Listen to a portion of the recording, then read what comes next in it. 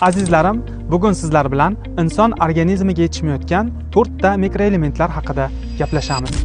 Demak, bu qiziq ma'lumotlarni diqqat bilan tinglang. Birinchisi, demak, natriy. Natriy buyraklar uchun juda ham muhim bo'lib, aynan bu mikroelementni biz asosan tuzdan olamiz va bu yetishmasa har xil buyrak kasalliklari, siydik yo'llarda muammolar kelib chiqadi. Organizm uchun ikkinchi kerakli bo'layotgan mikroelement bu magniy.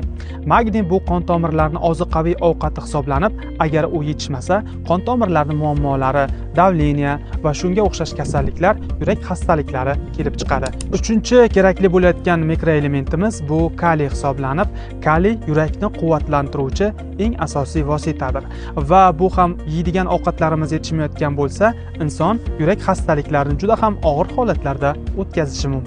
Va nihoyat 4-chi yetishmayotgan mikroelement bu kalsiy. Hozirgi paytda 80-90% insonlarni, qariyalarni, yosh bolalarni qiynab kelayotgan muammoli element va bu elementni ham biz yeydigan ovqatlarimizdan izlaymiz. Asosan yeydigan ovqatlaringiz ratsioniga kalsiylarni kirgizsangiz, demak siz doimo sog'lom bo'lasiz, demak baquvvat suyaklarga ega bo'lasiz. Yuqorida aytib o'tilgan 4 ta mikroelement haqida ko'proq ma'lumotlar sizlarga kerak bo'lsa, qolaversa sizni biror bir kasallik qiynayotgan bo'lsa, izohlarda kasallik so'zini yozib qoldiring yoki ushbu telefon raqamlar orqali men